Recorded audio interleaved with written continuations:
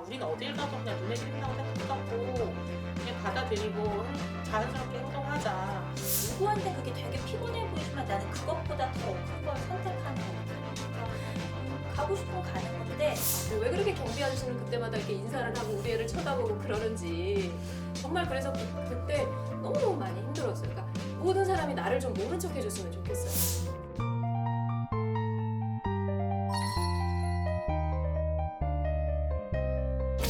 이사 다니는 병이 생겼어요. 저는 결혼 10년 차 이사만 6번 했습니다. 물론 여러 가지 사정이 있기도 했지만 생각해보면 여러 가지 사정들은 다 핑계고 그냥 저희 가족을 아는 사람들이 없는 곳에 가서 새로 시작하고 싶은 마음이 더 큰 것 같기도 해요. 지금 살고 있는 집도 딱히 불편한 건 없는데 그냥 제 의지와는 상관없이 생긴 인간관계들이 좀 짜증납니다. 오며 가며 알게 된 엄마들과의 관계가 왜 이렇게 불편한지 모르겠어요.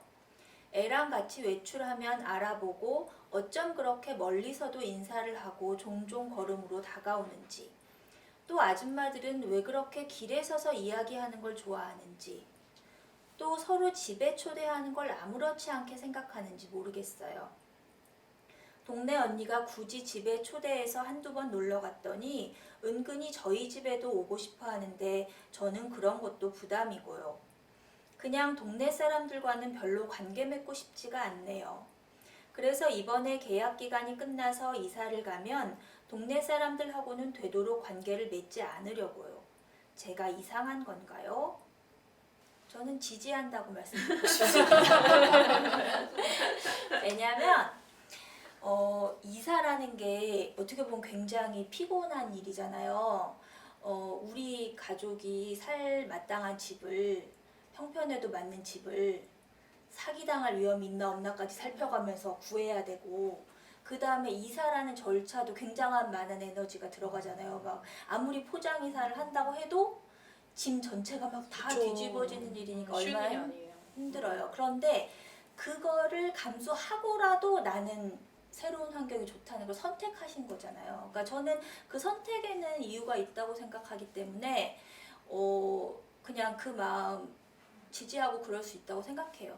근데 지금 결혼 10년 차고 그러면 아직 아이들은 그보다 어릴 가능성이 많잖아요. 그래서 어렸기 때문에 근데 이사가 좀 더 쉬웠을 수도 있을 것 같아요. 근데 아이가 만약에 학교를 가거나 하면 이사를 난 사실은 가고 싶은데 가기 쉽지 않을 수도 있어요. 이사라는 거는 전학 이렇게 완전 새로운 동네로 가려면 전학을 동반하는 경우도 많고 이러니까 그럴 때는 난 이사를 가고 싶지만 또 더 큰 이유가 생겨서 이사를 또 못 갈 수도 있는 거잖아요. 그래서 그럴 때의 해결책도 좀 필요하다는 생각이 들거든요. 그래서 저는 이사를 가고 싶으면 가는 거예요. 왜냐면 누구한테 그게 되게 피곤해 보이지만 나는 그것보다 더 큰 걸 선택하는 거기 때문에. 그래서 가고 싶으면 가는 건데 만약에 난 너무 가고 싶은데 갈 수 없어. 그럼 이제 거기서 살아야 되잖아요. 그러니까 거기서 살 때 또 어떻게 해야 될까가 좀 필요한데 저는 그냥 한마디로 본인의 취향을 드러내시라고 하고 싶어요. 그러니까 내가 사실은 저 언니 집에 가고 싶지 않은데 안 간다고 자꾸 거절하면 이상한 사람 될까봐 가고 우리 집에 오라고 싶지 않은데 안 하면 뭐라고 할까봐 가고 그러면 내 마음도 편하지 않고 안 좋잖아요. 그래서 그냥 저는 아니면 아니라고 말하고 그냥 취향을 드러내면 저는 그렇더라고요. 사회생활 하면서 사람들을 만나다 보니까 꼭 오래된 관계라고 해서 친밀한 게 아니고 만난 지 얼마 안 된 사람인데도 좀 이렇게 마음이 가고 맞는 사람들 있잖아요. 그러니까 본인이 본인의 취향을 그냥 드러내고 살면 또 그거에 맞는 분을 또 찾을 수 있다는 생각도 좀 들거든요. 그래서 그냥 억지로 이러지 마시고 그리고 그러면 이런 초대에 응하지 않아야 되는데 너무 칼같이 벽을 치고 싫어요 이러는 것도 좀 부자연스럽잖아요. 그래서 저는 나름 계획과 그 스케줄을 잡으시라고 말씀드리고 싶어요. 그러니까 우리가 원하지 않는 시간에 좀 몰려있을 때 내가 어떤 일이 없을 때는 거기에 하게 되잖아요. 그래서 저도 옛날에 어린이집을 애들을 보내고 나면 그 이렇게 특수 특수 아동들 엄마들만 데려다 줘요. 딴 애들은 차 타고 와요. 근데 왜 우리는 데려다 주러 가서 만난 김에 막 얘기를 해요. 그러면 얘기를 해서 즐거운 것도 있는데 그게 하루 이틀이 아니다 보니까 약간 시간 낭비 같을 때도 있어요. 그런데 그게 나만 빠지기 뭐하니까 또 자꾸 끼게 되는데 만약에 내가 그게 싫으면 내가 스케줄이 있는 날은 칼같이 빠지게 되더라고요. 그럴 때는 내가 거짓말을 하는 것도 아니고 그래서 저는 진짜 약속이 됐든 가짜 약속이 됐든 리스트를 만드는 거예요. 그래서 오늘 친정엄마가 오신대요. 오늘 은행에 볼 일이 있어요. 근데 오늘 요새 교육이 있어가지고 교육을 뭐 들어야 돼요. 이런 식으로 나름의 스케줄이 있으면 그냥 내가 원하지 않는 모임에 안 가도 되고 그냥 제가 무슨 일이 있어요 라고 얘기하고 그냥 자연스럽게 빠지다 보면 뭐 두 가지죠. 저 사람은 우리랑 교류를 하고 싶지 않나 봐가 되든지 아니면 정말 바쁘네 저 사람이 되든지. 그래서 그냥 좀 괜히 원하지 않는데 감추지 마시고 그냥 본인 드러내시면 좋겠다는 생각이 들었어요.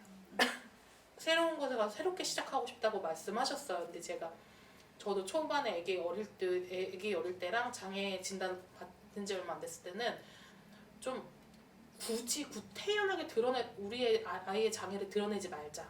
그런 게 너무 싫은 거예요. 저기 예를 들면 경비 아저씨도 거기 애 장애 있는 집 이렇게 표현할까 봐.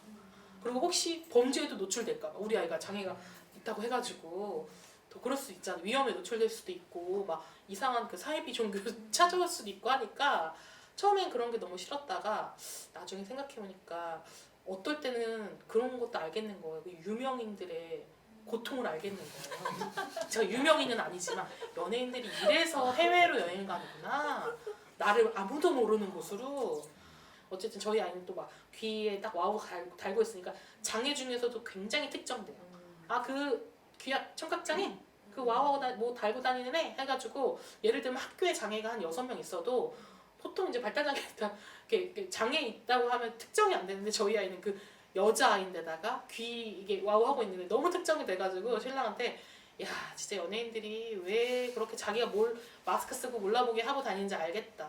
뭐만 하면 자꾸 그게 꼬리표처럼 붙으니까 저도 막 그렇게 생각했어요. 이사 앞두고 나서 이제 우리를 모르니까 좀 편안하겠구나 라고 생각했다가 나중에 이제 받아들였어요. 저는 하도 특정되다 보니까 그냥 우리는 어딜 가서 새롭게 시작하든 알아지는 관계가 되는 거예요. 2년 정도, 그러니까 이사 갈 때쯤 되면 우리 집이 장애자들 키우고 이런 게 알아지게 되니까 우리는 어딜 가도 그냥 눈에 띈다고 생각하고 그냥 받아들이고 자연스럽게 행동하자. 그거에 너무 스트레스 받으면 진짜 선배님 말씀처럼 자꾸 이제 관계를 거리 두기를 조금 하는 연습을 거절을 솔직히 두세 번 하다 보면 나중에는 초대도 안 해요. 그렇게 되다 보니까 그러다 보면 정말 나랑 비슷한 사람들과 어울리게 되는 계기가 많아지는 것 같아요. 그 중에서도 약간 나랑 비슷한 성향 이렇게 좀 거리를 두고 친하게 지내는 거. 밀착돼 있다고 해서 굉장히 좋은 관계가 아니고 친하거나 그런 게 아닌 것처럼 적당히 거리 뒀을 때가 사실 가장 좋을 때가 있잖아요. 그런 것처럼 자연스럽게 생길 것 같은데 어머니가 너무 스트레스 받지 않게 본인 자신을 가장 먼저 생각했으면 좋겠어요. 저는 약간 이 어머니가 그러니까 저하고 똑같은 경우인지는 잘 모르겠는데 되게 힘들 것 같은 생각이 들어요. 굉장히 저도 힘들었거든요. 그래서 결혼해서 이제 아기를 낳고 그 아기가 보통 이제 그 아기들 왜 개월수에 따라서 엄마들 이렇게 다 모여가지고 놀잖아요. 그렇게 해가지고 큰 애를 다 잘 키웠어. 키우고 그 다음에 또 비슷한 시기에 다 둘째들을 낳았네. 그래서 또 다 그래서 이제 그 그룹이 있어요. 그래서 남편 출근하면 아침에 야 오늘은 어디요? 어느 놀이터요? 그럼 이제 애들 도시락 싸가지고 가서 하루 종일 거기서 놀고 이제 뭐 큰애들은 큰애들끼리 놀고 또 아가들은 또 우리는 또 이렇게 애기들을 안고 막 계속 이렇게 해서 어쨌든 남편들이 올 때까지 그런 것들을 매일 하다가 어느 날 보니까 우리 애만 이상한 거예요. 우리 둘째만. 근데 다른 사람들도 느끼잖아요. 그거를.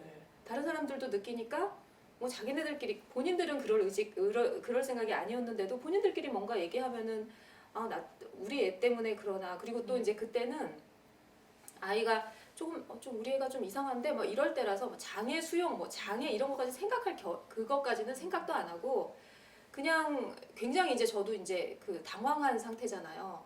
그런 당황한 상태인데 정말 이 엄마 말대로 어쩌면 그렇게 내가 이 동네에 이렇게 아는 사람이 많았나 싶을 정도로 걸어갈 때마다 아는 사람을 만나고 우리 엄마들은 정말 길거리에서 만나서 서서 얘기하는 건 너무 좋아해요. 아직 요즘 엄마들도 그럴걸요. 그때 뭐 맨날 어디 지나가다 만나서 뭐 잠깐 얘기하는 게 30분 이래서 이게 어디를 이렇게 한번 갔다 동네를 한 바퀴 이렇게 돌고 오면 왜 그렇게 아는 사람은 많고 왜 그렇게 경비 아저씨는 그때마다 이렇게 인사를 하고 우리 애를 쳐다보고 그러는지 정말 그래서 그때 너무너무 많이 힘들었어요. 그러니까 모든 사람이 나를 좀 모른 척 해줬으면 좋겠어요. 아는 사람도 모른 척 해주고 그냥 지나갔으면 좋겠는데 꼭 와서 아는 척을 하고 그럴 때가 있었어요. 그래서 너무 그게 힘들어가지고 굉장히 스트레스였는데 그리고 또 문제는 나와 같은 처지에 있는 사람들이 아무도 없었어. 내 주위에 내 바운더리 안에 나랑 같은 처지에 있는 사람이 아무도 없어. 그래서 난 너무 당황하고 너무 힘든 상태인데 뭐 이제 상태가 그런 거죠. 그래가지고 이제 저는 그래서 그 이사를 이제 강서 쪽으로 오게 됐는데 처음에 그래서 그렇게 결혼하고 굉장히 오랫동안 그 집에서 살았는데도 그 굉장히 거기가 아이들 키우기도 좋고 막 이런 조건이었어요. 거기 동네도 그렇고 그런데도 정말 미련 없이 거기를 정말 내 마음에서는 그러니까 그냥 우리는 어쩔 수 없이 뭐 때문에 이사를 간 건데 저는 도망친 거죠. 그러니까 도망친 거예요. 저는 정말 그랬어요. 그래서 이제 또 새로운 곳에 와서 이렇게 있어서 이 어머니가 지금 어떤 평상시에 그 성격 자체가 다른 사람이랑 이렇게 뭔가 이렇게 막 터놓고 교류하고 이런 성격이 아니어서 그럴 수도 있고 또 그런 성격 그렇게 교류하는 성격이 아닌데 또 아이까지 좀 특별한 아이를 키우다 보니까 더 그러고 싶은데 주위의 여건이 그러지 못해서 더 그럴 수도 있을 것 같고 어떤 상황인지 모르겠는데 저도 이제 경험이 있기 때문에 어머니한테 드리고 싶은 말씀은 세상에는 그 피할 곳이 없어요. 없더라고. 이사를 100번 가도 소용이 없어요. 그리고 우리가 이제 아이가 특별한 아이를 키우는 거잖아요. 이 아이를 키울 때 이 아이가 세상 사람들이랑 어떻게 사는지를 우리가 계속 연습을 시켜야 되고 이 아이가 조금 더 사람들에게 의존하는 법을 배워야 돼요. 이 아이가 그러니까 우리는 누구나 다 의존된 삶을 사는 거죠. 근데 어떤 사람은 더 많이 의존된 삶을 살고 어떤 사람은 조금 의존하게 살고 어쨌거나 단독으로 혼자 살 수는 없단 말이에요. 근데 우리는 아이는 더 그런 거지. 내가 만약에 한 10%만 어떤 의존적인 삶을 살았다면 우리 아이는 더 많은 것들을 의존적인 삶을 살 수밖에 없단 말이죠. 그러니까 그거는 좀 인정을 하기는 해야 돼요. 근데 그러려면 엄마가 그게 더 좋을 것 같아요. 그냥 어느 특정한 곳에 이렇게 있으면 뭐 이사를 가지 말라 뭐 이런 얘기가 아니라 사람들이 이 아이를 아는 게 더 좋지. 그래서 내가 지켜주지 못할 때 서로 지켜주고 이렇게 해야 돼요. 근데 아직 이 어머니한테는 거기까지 생각할 겨를이 없을 거예요. 겨를이 없어서 그거는 나중에 생각하고 어머니 어디 숨을 데는 없어요.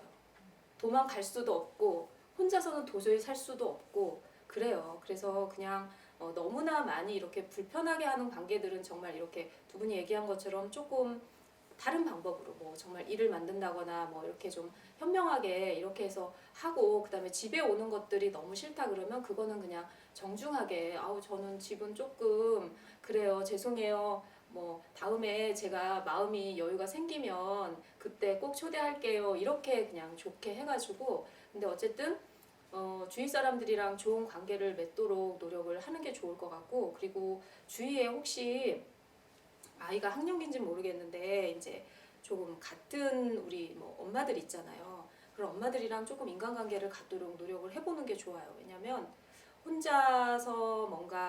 혼자는 어쨌든 너무 많이 힘들어요. 그리고 아이를 키울 때 굉장히 어려운 일들이 많이 생기거든요. 그래서 그럴 때는 주위 사람들의 도움을 많이 받아야 돼요. 꼭 그게 뭐 남편이나 아니면 뭐 친정 식구들 이런 사람들 도움 말고 이웃에 있는 사람들의 도움을 많이 받아야 될 일이 많이 생겨요. 그러니까 좋은 이웃들을 잘 이렇게 만나는 연습을 해야 돼요. 뭐 어디로 갈게요? 어디 뭐 산골짜기로 갈게요? 거기 가서도 누구랑 살아야 된다니까. 누구랑 관계를 맺어야 된다니까요. 하다못해 동사무소 직원이라도 관계를 맺어야 된단 말이에요. 그러니까 어머니가 지금 되게 힘들 거라서 저도 그 도망치듯 나왔던 마음을 알기 때문에 근데 어쩔 수가 없다는 거지. 이거는 뭐 어떻게 관계를 안 맺을 수 있는 방법은 없어요. 왜냐면 산골짜기에도 길에서 말씀하시기 좋아하시는 분들 어디도 있어요. 산에도 있고 뭐 바닷가에도 있고. 근데 아이가 몇 살인지는 잘 모르겠는데 되게 어머니의 되게 마음이 느껴져요. 되게 외롭겠다, 되게 힘들겠다 이런 마음이 되게 느껴져요. 근데 그냥 좀 어머니가 좀 힘을 내셨으면 좋겠어요. 이사 그만 가세요 이제. 발달장애인 가족들과 함께하는 채널 우리 아이 연구소.